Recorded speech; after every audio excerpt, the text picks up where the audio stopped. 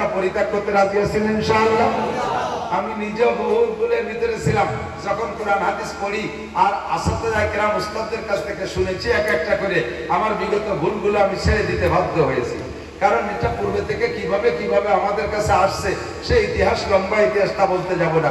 বাকি যখন আমার সামনে কোরআন হাদিসে আইসা আমার ভুলটা ধরাই দেবে, আমার বিগত জীবনের সব ভুল আমি সাফ করে সহি যেটা পাবো এটা আমল করার জন্য চেষ্টা করব। আল্লাহ তাআলা আমাদেরকে তৌফিক দান করে, বলেন আমিন। এই মাসটা বড় আনন্দের মাস, বলেন আলহামদুলিল্লাহ। কেন আনন্দের মাস? এ মাসে আমাদের নবী দুনিয়া এসেছিলেন। কোন নবী? মুহাম্মদুর রাসূলুল্লাহ, বলেন না মুহাম্মদুর রাসূলুল্লাহ। والذين معه أشداء على الكفار رحماء بينهم تراهم ركعا سجدا يبتغون فضلا من الله ورضوانا سيماهم في وجوههم من أثر السجود। সূরা ফাতিহার ভিতরে আল্লাহ পাক রব্বুল আলামিন ডাইরেক্ট আমার নবীর নাম উচ্চারণ করেছেন। এই নবীর নাম মুহাম্মদুর রাসূলুল্লাহ। নবীর একটু ফজিলত শুনি। কেমন ফজিলত? নবী আলাইহিস সালাম বলেন, নবী আলাইহিস সালাতু ওয়াস সালাম বলেন, আনা নবিয়্যুন ওয়া আদামু বাইনাল মা'i ওয়াত তিন। হে দুনিয়ার মানুষ, দুনিয়ার সবচাইতে প্রথম মানুষটার নাম কি? হ্যাঁ, আপনারা জানেন না? মিস্টার বান্দর, আদম। যারা বলে বান্দরের থেকে মানুষের উৎপত্তি, তারা মানুষ না অমানুষ? বান্দরের থেকে বান্দর হয়, বান্দর অমানুষ, কাজে সে গোষ্ঠীদেরই অমানুষ, ঠিক না? আমাদের পূর্বপুরুষ প্রথম পুরুষটার নাম আদম আলাইহিস সালাতু ওয়াস সালাম। তার আগে দুনিয়ায় কোনো মানুষ ছিল না, ঠিক কি না? তো আদম আলাইহিস সালাতু ওয়াস সালাম সম্পর্কে হুজুর বলেন, আনা নবিয়্যুন ওয়া আদামু বাইনাল মা'i ওয়াত তিন। আমি সেই সময় নবী। তোমরা তো মনে করতেছ আদম সবচেয়ে প্রথম মানুষ। তোমরা জেনে নাও প্রথম মানুষকে। আনা নবিয়্যুন ওয়া আদামু বাইনাল মা'i ওয়াত তিন। আমি তখনও নবী যখন আদম আলাইহিস সালাম মাটি আর পানির মধ্যে ছিল। তার মানে আদম অস্তিত্বে আসে নাই, আমি সে সময় নবী। কন্যা সুবহানাল্লাহ। তাহলে আদম নবীর সৃষ্টি আগে না আমার নবীর সৃষ্টি আগে? আমাদের নবীর সৃষ্টি আগে, ঠিক কি ঠিক না? এসে গেলে একটু বলি, জিবরিল আলাইহিস সালাতু ওয়াস সালাম বিভিন্ন সময় বিভিন্ন রং ধরে আসতেন। ফেরেশতাদের বৈশিষ্ট্য হলো ইয়াতাশাক্কালু আশকালি মুখতারিফা। ফেরেশতারা বিভিন্ন রূপে রূপান্তরিত হতে পারে। কখনো মানুষের রূপ ধরতে পারে, কখনো হাফেজ সেকেন্দার আলী সাহেবের রূপ ধরতে পারে, কখনো আমার রূপ ধরতে পারে, কখনো আরেকজনের রূপ ধরতে পারে। তো বেশিরভাগ সাহাবায়ে কিরামদের ভিতরে দাহিয়ায়ে কালবি এক সাহাবা ছিলেন, ওনার রূপ ধরে বেশি আসতেন। আল্লাহু আকবার। একদা জিবরিল আলাইহিস সালাতু ওয়াস সালাম আসছেন।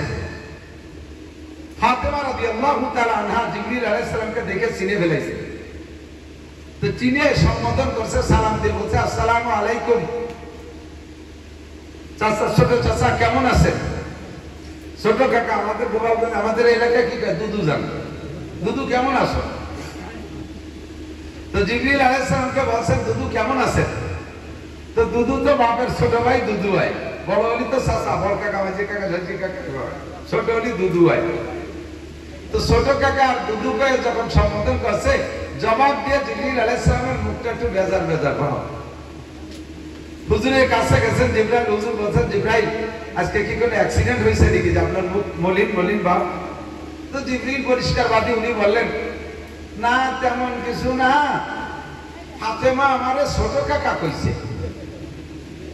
আমি এলো আপনার কত আগে থেকে দুনিয়ায় আসি, আদম নবীর কাছে ওহী আনলাম, নূহ নবীর কাছে আনলাম, ইব্রাহিম নবীর কাছে আনলাম, মুসা ঈসা নবীর কাছে আনলাম, ইসমাইল ইসহাক ইয়াকুব নবীর কাছে আনলাম। ৩.৫ লক্ষ নবী রাসূলদের কাছে আমি বার্তা বহন করি। আপনারা মানুষরা দুনিয়া আসার লক্ষ বছর আগে থেকে আমি জিনদেরকে পরিচালনা করছি। আমার এত বয়স, আর আপনার ফাতেমা আজকে আমার কুটি কাকা বলো, এইটুকু আমার একটু লাগছে। তো হুজুর আলাইহিস সালাম বলেন, আপনার কষ্ট হয়েছে? তাতে একটু খারাপ লাগছে। তো জিবরিলকে হুজুর বললেন, আপনার বয়স কত লক্ষ বছর হবে? বলে বয়সের লক্ষ হাজার হিসাব নাই, তবে একটা হিসাব আমার আছে, এই পূর্বাকাশে একটা তারকা ওঠে। কথা হবে, পূর্বাকাশে একটা তারকা ওঠে ৮০,০০০ বছর পর। ৮০,০০০ বছর পরে একটা তারকা ওঠে আসে, এই তারকাটারে আমি 80,000 বার উঠতে দেখছি। আমি জিবরাইল এত ব্যস্ত, কত হবে 200 বছর হবে, 80,000 বছর পর তারকা ওঠে আর তারে 80,000 বার উঠতে দেখছি। তাহলে বলেন আমি কত পুরনো ব্যক্তি। আমারে ফাতেমা ছোট কাকা হয়। তো হুজুর আলাইহিস সালাম বললেন শেষের 80,000 বছর কি করছে, শেষবার যে উঠবে তারকা যে 80,000 বছর পূর্লে সেই টাইমটা কি হয়েছে? সেই টাইমটা বেশ কিছুদিন আগে হয়ে গেছে, কিন্তু তারাটা উঠতেছে না কেন, তো চিনতে পেরে গেছে। সেই 80 বছরে 80,000 বছরের মাথায় যে উঠে, তা লাস্টের বার যে উঠবে সেই উঠাটাই কতদিন হলো ওঠে না, টাইম হয়ে গেছে। হুজুর বললেন আপনি আসেন, আমার পিছনে আসেন। পিছনে নিয়ে হুজুর বললেন আমার জামা তুলেন, আমার গেঞ্জি উঠান। জামা তুললেন, গেঞ্জি উঠাইলেন, পিঠের মাঝখানে দেখে কবুতরের ডিমের মতো এরকম একটা চাকা। জিবরিল আলাইহিস সালাম দেখা চুমু খেয়ে বলে আল্লাহে হাযা হুয়া, আল্লাহর কসম এই যে সেই তারাটা। আরে কবে না সুবহানাল্লাহ, আল্লাহর কসম এই যে সেই তারকা, যেই তারকাটাই পূর্বাকাশে আমি 80,000 বার দেখেছি। হুজুর বললেন সেই তারকা এইটাই উঠতো, লাস্টে যে উঠার টাইম, সেই টাইমের আগে আমি দুনিয়ায় চলে আসছি, কাজেই সেই তারকাটা ওখানে আর দেখেন না, টাইম হয়ে গেছে আপনি দেখেন না, আর কোনোদিন দেখবেন না। তাহলে বলেন আপনি বড় না আমি বড়? এরবারে জিবরাইল থেমে গেছে। এরবারে হুজুর আর একটু বললেন জিবরাইল আপনি 80,000 বার দেখছেন, আপনার দেখা শুরু হওয়ার আগেও আমি 80,000 বার উঠছি। কন্যা সুবহানাল্লাহ। তাহলে আদম নবী আগে না আমাদের নবী আগে? জিবরাইল আগে না আমাদের নবী আগে? সমস্ত ফেরেশতা আগে না আমাদের নবী আগে? আল্লাহ পাক রব্বুল আলামিন তাকে বানাইছেন, ওসিলা হলো আমাদের দুনিয়া আগমনের ওসিলা। লাউলা হুমা খালাকাল আফলাকা খালিকুহা লাউলা হুমা খারাজাল ইনসানু মিন আদামি। আমার নবীকে না বানাইলে আল্লাহ পাক মানব জাতি বানাইতেন না, ফেরেশতাদেরকে বানাইতেন না, জিন জাতি বানাইতেন না, আসমান জমিন বানাইতেন না, চন্দ্র সূর্য বানাইতেন না, সৃষ্টি জগতে হাজারো সৃষ্টিকে সৃষ্টি করতেন না। লাউলা হুমা খালাকাল আফলাকা খালিকুহা লাউলা হুমা খারাজাল ইনসানু মিন আদামি। ও মুসলমান, বড় ভাগ্যবান আমরা, বলেন আলহামদুলিল্লাহ। সব নবীর কাছে জিবরিল আলাইহিস সালাম এই নবীর শুভাগমনের খবর বলেছে। প্রত্যেক নবী নবী পাকের কারামতি, শারাফাত, বুজুর্গি, বড়ত্ব, সম্মান, ইজ্জতের কথা শুইনা, জিবরিলের কাছে শুনিয়া আফসোস করে বলছে আমি যদি আমাকে আল্লাহ নবী না বানাইয়া যদি ওই নবীর উম্মত বানাইতেন আর একটু খুশি বেশি হতাম। আল্লাহ আমাকে নবী বানাইছে আলহামদুলিল্লাহ, তবে ওই নবীর উম্মত হতে পারলে বেশি খুশি হতাম। কয়েকজন নবীর প্রস্তাবও রেখেছেন, আল্লাহ পাক কবুল করেন নাই। অবশেষে একদিন আল্লাহু আকবার, ঈসা আলাইহিস সালাতু ওয়াস সালাম একদিন হাঁটতেছেন, হাঁটতে হাঁটতে একটা পাহাড়ের পাদদেশ দিয়ে যাচ্ছেন। তো ওই পাহাড়ের কাছে গেলে উনি একটু সকলে যে পাহাড়ে একটু উঠি। পাহাড়ে উঠার আগে দেখে পাহাড়ের গোড়ায় একটা পাথর, খুব সাদা একটা পাথর। এর ভিতরে বহুত সাদা আছে, সাদা জামা অনেক আছে। এটা হচ্ছে ওটা ভালো সাদা, ওটা হচ্ছে ওটা ভালো সাদা, সাদার পার্থক্য আছে না? ওই সাদা পাথরটা দেখে ঈসা আলাইহিস সালাম আশ্চর্য হয়ে বললেন রব্বি কাইফা আবিয়াজ, আল্লাহ কেমন সাদা, এমন সাদা তো কোনোদিন দেখিনি। আশ্চর্য হয়ে গেছে। তা আল্লাহ পাক রব্বুল আলামিন বললেন ইয়া ঈসা আতাদাবু বিবিয়াজি হাজার হাজার, তুমি কি এই পাথরের সাদা দেখে আশ্চর্য হচ্ছ? জি। ঈসা আলাইহিস সালাম বলে ওয়াল্লাহি নাম, আল্লাহর কসম আমি আশ্চর্য হচ্ছি, এমন সাদা জীবনেও দেখিনি। এ কিভাবে এত সাদা হলো? আল্লাহ পাক বললেন পাথরের সাদা দেখে আশ্চর্য হচ্ছ, ওই পাথরে এর চেয়ে আশ্চর্য আরো কিছু আমার কাছে আছে, দেখবা? কাহিনা হওয়ার এর চেয়ে আশ্চর্য কোথায়? কাফিফি হে, এই পাথরের মধ্যেই সেই সাদা লুকায়িত আছে। কাইফা, কিভাবে দেখবো? হাজার, তোমার হাতের লাঠি দিয়ে পাথরে একটা পিটান দাও, বেরিয়ে আসবে আশ্চর্য। ঈসা আলাইহিস সালাম পাথরের মাঝখানে পিটান দিলেন, ফানফালাকা, পাথরটা ফাইটা দুই টুকরা হয়ে গেল, দুইটা টুকরা দুই দিক সরে গেল। ফাখরাজা শাবুন ইউসাল্লি আলাল মুসাল্লা, দেখে পাথরের দুই টুকরা সরে যাওয়ার পরে জায়গাটা খালি হয়ে গেছে। মাঝখান থেকে একজন যুবক বেরিয়ে আসছে। একটা যুবক বের হলো, যুবকটা হাঁটাহাঁটি করছে না, পাথরের মধ্যে যে অবস্থায় ছিল ওই অবস্থায় পড়ে আছে, যায় নামাজ আছে, যায় নামাজের উপরে দাঁড়িয়ে দাঁড়িয়ে নামাজ পড়তেছে, একের পর এক পড়িয়ে যাচ্ছে, কথা কয় না। ঈসা আলাইহিস সালাম আশ্চর্য, আল্লাহ নিশ্চিদ্র পাথর, এর ভিতরে অক্সিজেন ঢোকে না, শ্বাস ছাড়লে কার্বন ডাই অক্সাইড বেরোয় না, এর মধ্যে খানা দানার কোনো ব্যবস্থা নাই, এমন নিশ্চিদ্র শক্ত পাথরের ভিতরে মানুষ ঢুকলো কি কইরা, আবার মানুষটা জীবিত থাকলো কি কইরা, আবার পাথরের মধ্যে দাঁড়িয়ে দাঁড়িয়ে নামাজ পড়ে। দেখি যুবকের কাছে তার ইতিহাস শুনবো, আশ্চর্য হয়ে চোখ বড় হয়ে দাঁড়িয়ে আছে। যুবক যখন সালাম ফিরাইছে, ঈসা আলাইহিস সালাম যুবককে জিজ্ঞেস করেছেন, ইয়া আব্দুল্লাহ কাম তা'বুদুল্লাহ ফি হাযাল হাজার, ওগো আল্লাহর যুবক, আল্লাহর বান্দা, তুমি এই পাথরের মধ্যে কতকাল ইবাদত করো? পাথরের মধ্যে কতকাল? যুবক জবাব দেয়, তাকরিবান 400 আম, আনুমানিক আমি 400 বছর পাথরের মধ্যে নামাজ পড়ি। কত বছর? 400 বছর আমি নামাজ পড়ি, 400 বছর পাথরের মধ্যে আমি বন্দী হয়ে গেছি। ও বন্ধুরে, ঈসা আলাইহিস সালাম আবার নতুন করে আশ্চর্য বেড়ে গেল। আল্লাহু আকবার।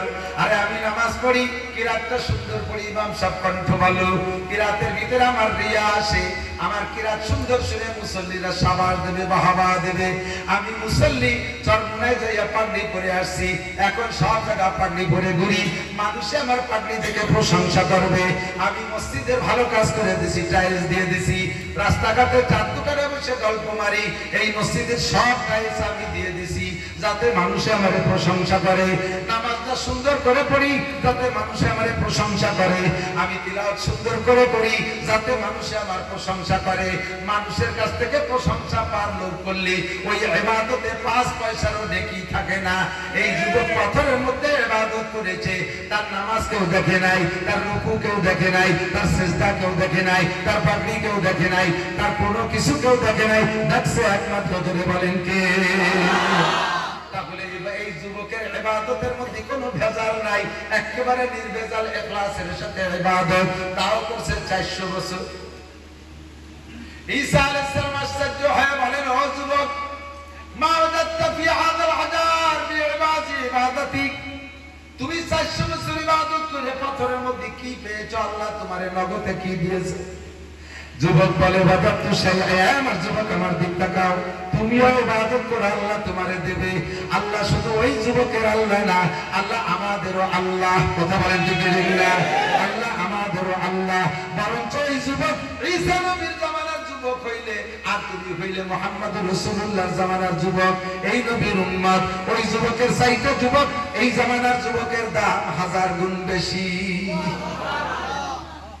নড়াচড়া করবা না, মুখস্থ করো গেল, আর প্রতিজ্ঞা করো আমি ওই রকম যুবক হব ইনশাআল্লাহ। তুমি কি পাইছো রে যুবক? 400 বছর ইবাদত কইরা যুবক কই 1 নম্বর পেয়েছি, যেদিন আল্লাহ পাক আমাকে এই পাথরের মধ্যে বন্দী করে ফেলেছে, সেদিন এই পাথরটা ছিল মিচমিচে কালো, বন্দী হয়ে গেছি, মালিকের কুদরত আমাকে আটকায় ফেলাইছে, বেরোনোর কোনো পথ নেই। নিজে নিজে বুঝে ফেলেছি পাথরে যখন আটকায় ফেলাইছে মরণ ছাড়া উপায় নেই। বন্দী হওয়ার পরে দেখি পাথরের ভিতরে আমি পরিমাণ জায়গাটা প্রশস্ত হয়ে গেল। যখন প্রশস্ত হয়ে গেল, শ্বাস নিঃশ্বাস নিচ্ছি, আমি মরি না।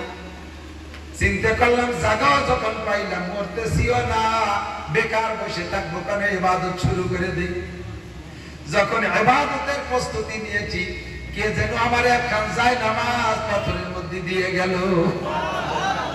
বুঝলাম যায় নামাজের উপরে আমাকে নামাজ পড়তে হবে, শুরু করে দিলাম নামাজ। নামাজ পড়ি, দোয়া করি, নামাজ পড়ি, দোয়া করি, করতে করতে করতে করতে আস্তে আস্তে দেখি পাথরটা খালি সাদা হয়, পাথরটা সাদা হয়। হইতে হইতে হইতে হইতে একদিন এমন সাদা হয়ে গেল, যদি আপনারা বাইরের থেকে আমাকে দেখেন না, আমি পাথরের মধ্যে বৈশা দুনিয়ার সবকিছু দেখি। এটাই হলো আমার ইবাদতের প্রথম প্রতিদান, যে ইবাদতের বদৌলতে আল্লাহ পাক এই কালো পাথরকে সাদা কইরা দিয়েছে। 2 নম্বরে দেখে যায় নামাজেরকে নিতে আনসিজন পে মৌসুমী তরুতাজা ফল, মা হাদা ইয়া শাবাব, ও যুবক এইটা কি? হাজার রিজকুম মিনাল্লাহ ইয়ারযুকুনি আল্লাহু তাআলা ফি কুল্লি ইয়াউমিন সালাসা মাররা মিনাল জান্নাহ। এইটা হলো আমার ইবাদতের প্রতিদান। প্রতিদিন রব্বুল আলামিন আমার জন্য জান্নাত থেকে একজন ফেরেশতার মাধ্যমে 3 বার প্রেসিডেন্ট ফল পাঠাইয়া দেয়। ঈসা আলাইহিস সালাম বিশাল আশ্চর্য, এখন বলতেই বাধ্য হইছে আল্লাহ এই যুবকের মতো আবেদ মনে হয় দুনিয়ায় আর অতিবাহিত হয় নাই, আর বর্তমানে মনে হয় এত বেশি নেকির মালিক নাই। আমার বিশ্বাস এইরকম নিরঙ্কুশ পরিষ্কার পরিচ্ছন্ন ইবাদত করনেওয়ালা মানুষ কিয়ামতের আগে আর জন্ম নেবে না। কাজেই এই যুবকের মতো এত বড় আবেদ দ্বারা মনে হয় হয় না আর হবে না। আশ্চর্য হয়ে বললেন আল্লাহ তোমার দুনিয়ায় কি এত বড় আবেদ আর আছে আর হবে? আল্লাহ পাক জবাব দিলেন ঈসা তুমি এই যুবকের ইবাদত আর নেকির পরিমাণের উপর আশ্চর্য হচ্ছো, তোমাকে একটা সুখবর শুনাইয়া দেই।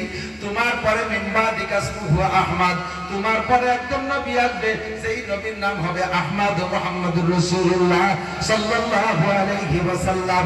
ওই নবীর উম্মতের যুবকরা, ওই নবীর উম্মতের যুবতীরা, ওই নবীর উম্মতের বুড়োরা, ওই নবীর উম্মতের বুড়িরা, ওই নবীর উম্মতের কৃষকরা, ওই নবীর উম্মতের শিক্ষিত জনতা, ওই নবীর উম্মতের আলেম পাবলিক এভরিবডি, তাদের জন্য আমি প্রত্যেক বছরে একটা রাত বরাদ্দ রেখেছি।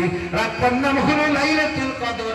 ওরা যদি এক রাত জেগে ইবাদত করে, এই যুবক 400 বছর ইবাদত করে যেই পরিমাণ নেকির অধিকারী হয়েছে, তাদেরকে এক রাতে তার চাইতে বেশি নেকি দেয়া হবে। ঈসা আলাইহিস সালাম, আরে ভাই যে যা বোঝে সে তা খোঁজে, কতক্ষণ যে যা বোঝে সে তা খোঁজে।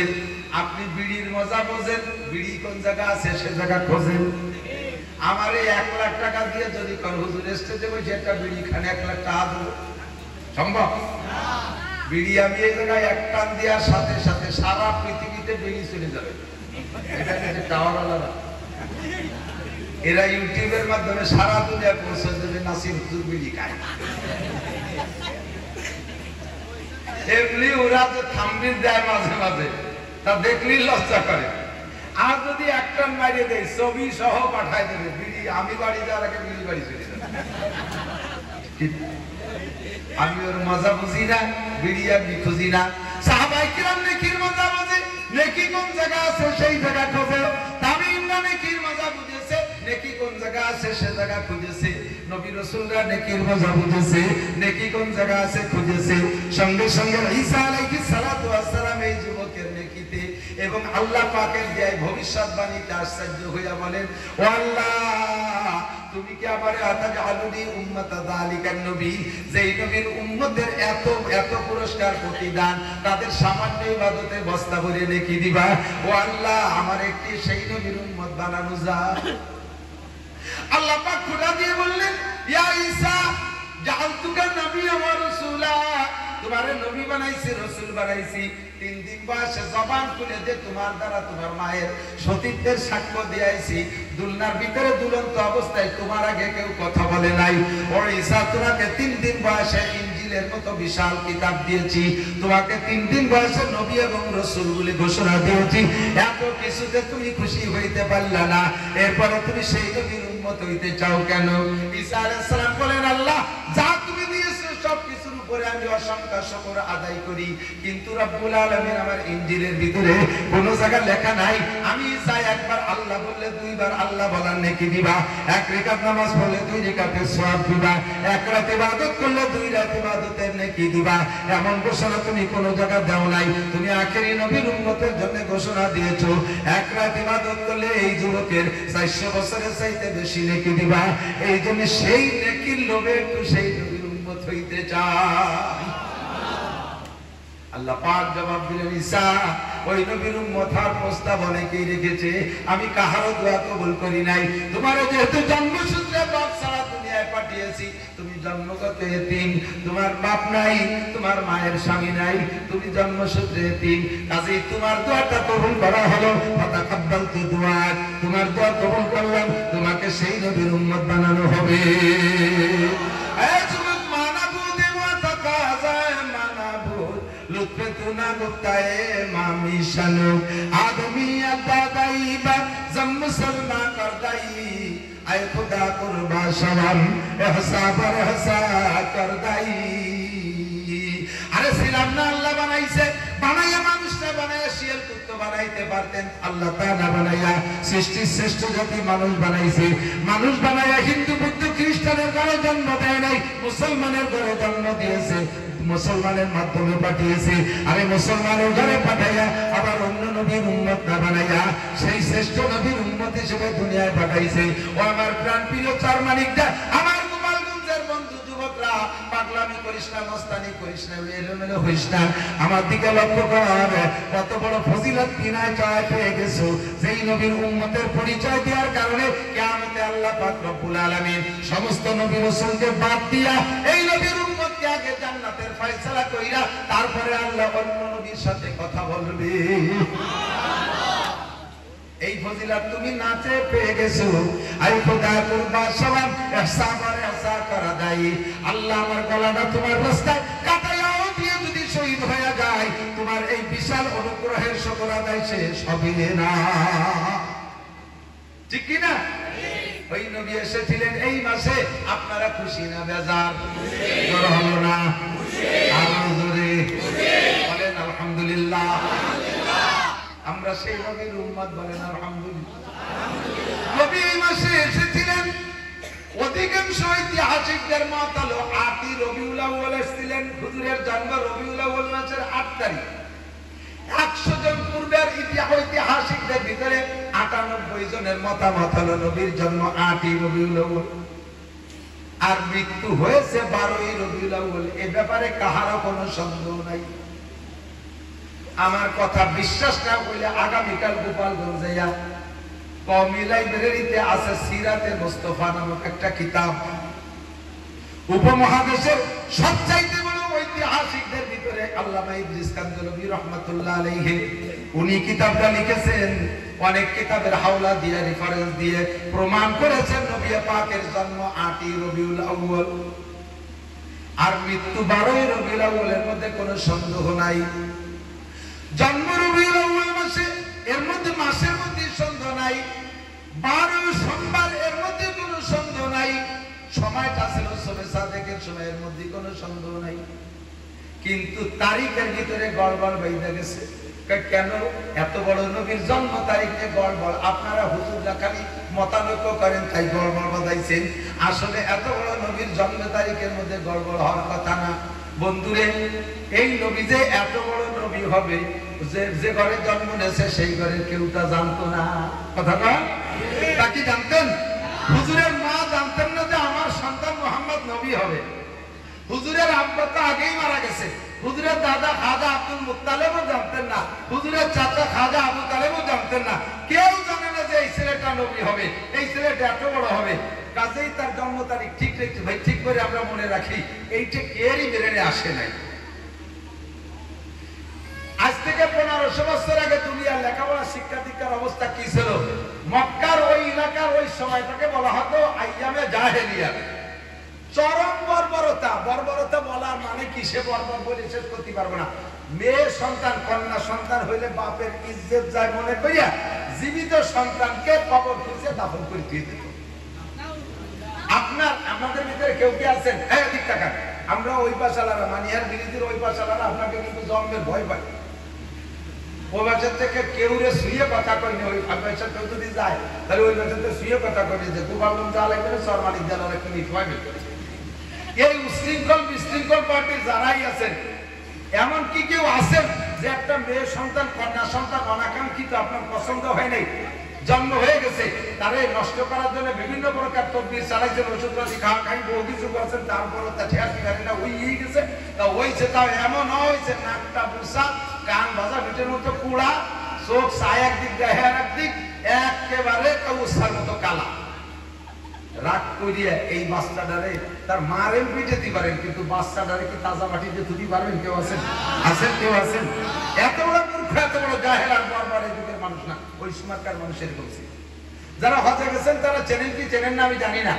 পাবলিক হাজি সাহেবদেরকে ওই মুআল্লিম হাজিরা এগুলো চিনেও না, দেখানোর ভয়তে। আর আমি তো কিতাবে বলি টলি একেবারে রন্ধে রন্ধে ভিজে বেড়াই। ৬-৭ বার গেছি, ইঞ্চি ইঞ্চি মাটি খুঁজছি যে জায়গা কোন জায়গা কি আছে। বাবে আব্দুল আজিজ মক্কা শরীফ হেরেম শরীফের মসজিদে ঢুকতে মিসফালার থেকে এই পাশে যাইতে, বাবে আব্দুল আজিজের ঢুকতে তার বাম পাশে একটু পশ্চিম দিক যে আমার খেয়াল পশ্চিম একটু পশ্চিম দিক যে একটা নিচে জায়গা আছে মক্কার কাবার পাশ দিয়ে বহুত বড় বড় বিল্ডিং 30-40-50 তলা বিল্ডিং ভাঙে তছনছ করে হেরেম শরীফের মসজিদের মধ্যে নিয়ে আসছে মসজিদের জায়গায় সংকলন হচ্ছে না সেই সব জায়গা মসজিদ বানাচ্ছে অথচ তার প্যাসের ভিতরে এই যে আমাদের এখানে যতটুকু জায়গা না এই যে ঈদগাহটা এর দ্বিগুণ জায়গা পরিমাণ হবে এর দ্বিগুণ পরিমাণ জায়গা হবে এই জায়গাটা আজও খালি পড়ে রয়েছে নিচে কিছু করে না আমি এই রোজার পরে আমার 2 ছেলেরে নিয়ে গেছিলাম উমরায় তাকে দেখাই নিয়ে এসেছি ভবিষ্যতে তোরা এসে আবারও দেখবি বড় বড় বিল্ডিং ভেঙে মসজিদ বানাচ্ছে অথচ এই জায়গা কিছু বানায় না আমি সৌদি সাহেবকে জিজ্ঞেস করছি এই জায়গাটা কি এখানে কিছু বানায় না কেন কয় যে এই জায়গা কয়েকবার চেষ্টা করা হয়েছে এখানে কিছু আর কিয়ামত পর্যন্ত করা হবে না এই জায়গা বিল্ডিং করার জন্য স্থাপনা করার জন্য পিন বসানো হয় কি বলে কি মেশিন পাইলিং মেশিন দিয়ে এখানে পিন বসানো হয় 1 থেকে 1.5 হাত মাটির নিচে যায় এরপরে যদি প্রেসার দেওয়া হয় এমন বেগে ধম ধম করে শব্দ হয় পুরো মক্কা শহর কেঁপে ওঠে এর কারণে এই জায়গা ছেড়ে দেওয়া হয়েছে এই জায়গা কি আমরা ইতিহাসে পূর্ব থেকে পড়ে আসছি এই জায়গা দেহিয়ায়ে কালবি ওই যেই সাহাবার রূপ ধরে জিবরাইল আসতেন হুজুরের কাছে সাহাবার নাম দেহিয়ায়ে কালবি ওই দেহিয়ায়ে কালবি কাফের থাকা কালে এই জায়গা তার 14টা মেয়েকে জীবিত দাফন করে দিয়েছে আমি বলি দেই যে দেখবেন গুনিয়ে দেখবেন 14টা বেশি 15টা না 13টাও না ওদের দেশে তো আমাদের দেশে তো কবরটা এত যত্ন করে না ওই কবরগুলি এই জায়গায় জায়গায় সব জায়গা তো মানে বালু মানে মরুভূমির বালু সিলেকশন বালুর মতো ওই কয় জায়গা 14টা পয়েন্টে একটু সাইজের ছোট বড় পাথর দিয়ে আলাদা আলাদা করা আছে এই 14টা পয়েন্টে 14টা কবর তারা জীবিত সন্তানকে দাফন করে দেয় কত বড় বর্বর যুগ মূর্খ অশিক্ষিত দাঙ্গাবাজ ফাঁকিবাজ যত প্রকার অন্যায় আছে সব তারা করতো কাবা ঘরের মধ্যে রেখে 100-360 মূর্তি রেখে পূজা করতো তাহলে বর্বরতা কোথায় চলে গেছে সেই মূর্খদের ভিতরে জন্ম নিয়েছে বিশ্বনবী মুহাম্মদ রাসূলুল্লাহ এই বাচ্চাটা আছে সে এত বড় নবী হবে বংশের কেউ জানে না কাজেই তার জন্ম তারিখ ঠিক রাখে নাই কিন্তু তার বড় মুহাব্বতের চাচা যেই চাচার নাম আবু লাহাব যেই আবু লাহাবের নামে আল্লাহ সূরা নাযিল করছে তাব্বাত ইয়াদা আবি লাহাব এই আবু লাহাব নবী পাকের মুহাব্বতের চাচা আপন চাচা আবু লাহাব অপেক্ষায় আছে আমার ভাবি আমিনার গর্ভে কি হয় আমার ভাইটা মারা গেল ভাবির কি হয় এই অপেক্ষায় রয়েছে সারা রাত সন্ধ্যা রাত্রে ব্যথা উঠছে আর সেই ব্যথার অপেক্ষা করতেছে কখন ডেলিভারি হয় সবে সাদেকের সময় আবু লাহাবের বান্দির নাম সুয়াইবা ও দৌড়ে এসে কয় মালিক আপনার সেই মরা ভাই আব্দুল্লাহর স্ত্রী আমিনার গর্ভে এমন একটা সন্তান জন্ম নিয়েছে আপনিও দেখেন নাই দুনিয়াতে ওরকম সন্তান দেখে নাই আমি তো দেখিই নাই আরো কিয়ামত পর্যন্ত ওরকম সন্তান জন্ম নেবে না এটা আমার ধারণা এমন একটা সন্তান জন্ম নিয়েছে খবরটা শোনার সাথে সাথে আবু লাহাব তার এই শাহাদত আঙ্গুলের ইশারা দিয়ে আমার আপনার কি বলা হয় তার ওই সুয়াইবা বান্দিটাকে আজাদ করে দিয়েছে সুবহানাল্লাহ আজাদ মানে স্বাধীন করে দেয় একদিন বান্দি ছিল স্বাধীন করে দিয়েছে এই প্রতিদানে আবু লাহাব যে এই আঙ্গুলের ইশারা দিয়ে সুয়াইবারে আজাদ করে দিয়েছে বিশ্বনবীর খবর দেওয়ার কারণে এর কারণে আবু লাহাব চির জাহান্নামী হওয়া সত্ত্বেও প্রত্যেক সোমবারে তার এই শাহাদত আঙ্গুলটাকে আল্লাহ ঠান্ডা করে দেয় আর সেদিকে সারা দিন বলে চষে আর একটু ঠান্ডা পানি পায় তাইতে সোমবারের দিন তার কলিজাটা একটু ঠান্ডা হয় জাহান্নামে যাওয়ার পর আবু লাহাবের প্রত্যেক সোমবারে এই শাহাদত আঙ্গুল ঠান্ডা করে দেওয়া হবে আর সে পানি চুষে পান করবে বলতে চাইছি সেই দিন থেকে নিয়ে নবীর 40 বছর বয়স পর্যন্ত নবুয়তি পাওয়ার খবরের আগ পর্যন্ত আবু লাহাব প্রত্যেক সোমবারে নবীর জন্ম দিবস পালন করে লাস্টের দিক যাইয়া পুরো কুরাইশদেরকে বলে দিয়েছে এ কুরাইশরা আমার ভাতিজা মুহাম্মাদের মতো সন্তান পৃথিবীতে জন্ম নেয় নাই কাজে আমার ভাতিজার জন্ম দিবস উপলক্ষে প্রত্যেক সোমবারে কুরাইশদের প্রত্যেক বাড়িতে সন্ধ্যাকালে সবে সাদেক ফজর পর্যন্ত স্বর্ণের পেয়ালায় বাতি জ্বালাবি আমার ভাতিজার জন্ম দিবস জাস্টে জুলুস করতে হবে 40 বছর জন্ম দিবস পালন করছে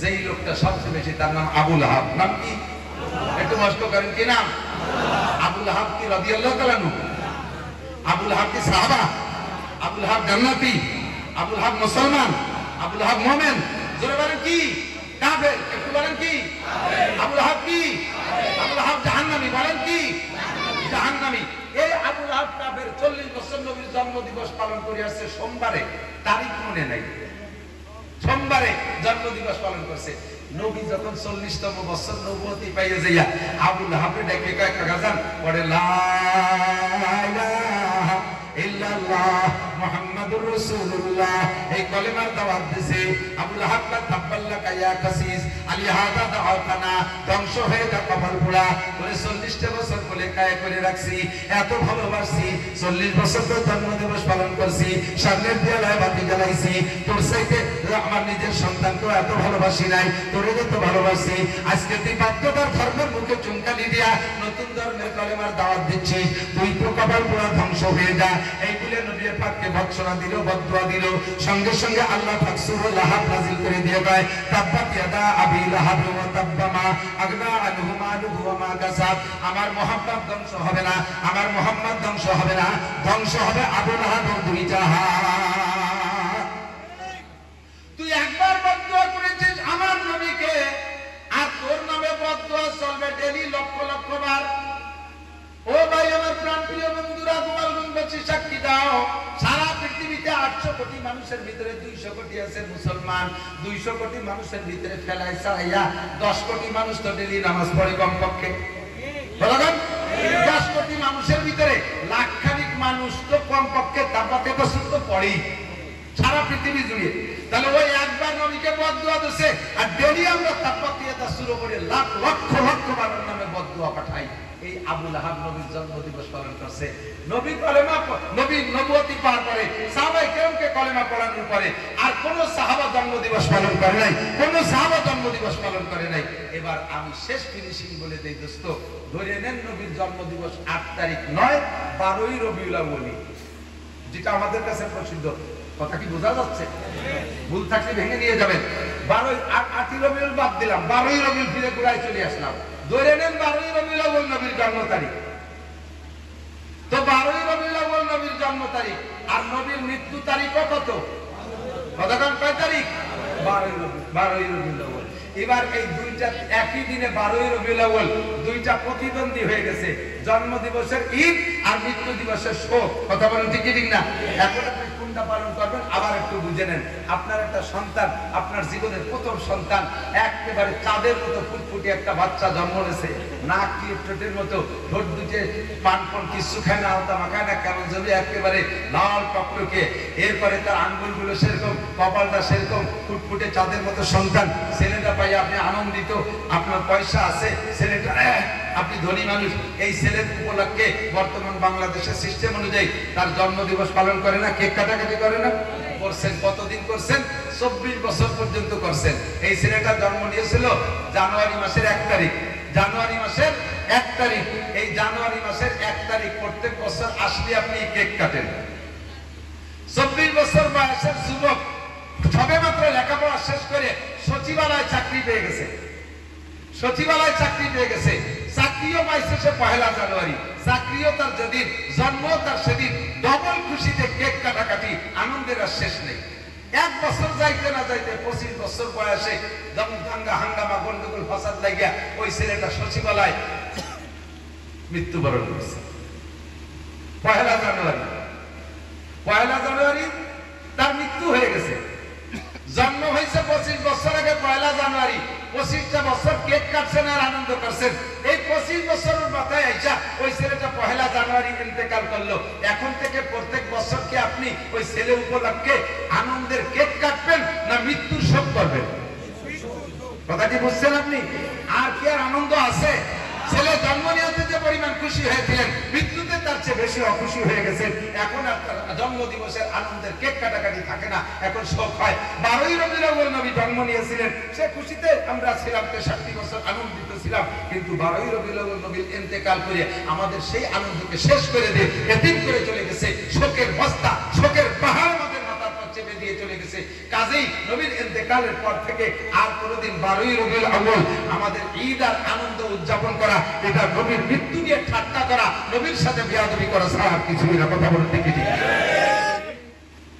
আমি কি বুঝতে পারছি আমার নবী পাক সাল্লাল্লাহু আলাইহি সাল্লামকে এই নবীর উম্মত হওয়ার সুযোগ আল্লাহ তাআলা আমাদেরকে করে দিয়েছেন বলেন আলহামদুলিল্লাহ মাসটা যেমন আনন্দের ওইরকম শোকের শোক ও আনন্দ বিজড়িত মাসের একটা মুহূর্তে আইসা কর্তৃপক্ষের সিদ্ধান্ত অনুযায়ী আজকের মাহফিলে আমরা উপস্থিত হতে পেরেছি সেই শোকরটা এখন আদায় করি আজকের মাহফিলে হাজির হয়েছি সবাই বলি আলহামদুলিল্লাহ এই মাহফিলের শুরু শোকর আদায় করবো বলে এতখানি কষ্ট করা হয়ে গেছে আজকে বলে আজ বেশি করতে হবে আপনারা পারবেন বাজাই করবে ইনশাআল্লাহ। ইনশাআল্লাহ আমি পারবো না, আপনাকে এক রাত আমার দেবী দ্বিতীয় নড়াইল বিশাল এক সম্মেলন মাহফিল করে আসছে। সে জায়গায় প্রধান বক্তার বক্তব্য লম্বাটাই আমার দেওয়া লাগে। যে জায়গায় যাই দেখি আকাশে গেলিও লাঠি খায়। দেখি দেখি দেখি তুই ধান ভাগাই দেন, দেখি যে ধান ভাগা থেকে আজকে ঠাসে না সুমো মুখ দিয়ে ঠাসে আল দিয়ে বড়ায়, ঠিক না? তো দেখি আকাশে গেলিও লাঠি খায়। ওই হঠাৎ করে এক মসজিদে গেছি আসরের নামাজ পড়তে, যেতে যেতে অমনি গেলাম আমি যাবো মামলি কাউজুর আইসেন ধরে একটু অস করে যান, সেদিকে অস কর। তো যেখানে যাই সেখানেই বেশি। তারপর দেশের হক আছে, কম হবে না ইনশাআল্লাহ যদি আল্লাহ বলায়। আর যদি আল্লাহ না বলায় এখনই শেষ। আপনারা যদি বলে দেবেন যে অনেক ওয়াজ করবেন, ওই দিন ওয়াজ আসেই না। তো আল্লাহ পাক রব্বুল আলামিন কিছু কথা বলার তৌফিক দান করে বলেন আমিন। আমাদের নবী কি আসছেন 5টা 7টা 10টা 11টা বিয়ে করার জন্য, কাফের মুশরিকের সাথে যুদ্ধ লড়াই করে মক্কা মদিনার জমি দখল করে বিশাল জমিদারি করার জন্য, রাষ্ট্র প্রধান হয়ে প্রেসিডেন্টগিরি করার জন্য আমার নবী আসছে? কথা বলেন। আমার নবী আসছেন কি জন্য? নবী আসছে হুদাল্লিল মুত্তাকিন, হুদাল্লিন নাস, মানব জাতি এবং মুত্তাকিন পরহেজগারদের রাহবারি করার জন্য।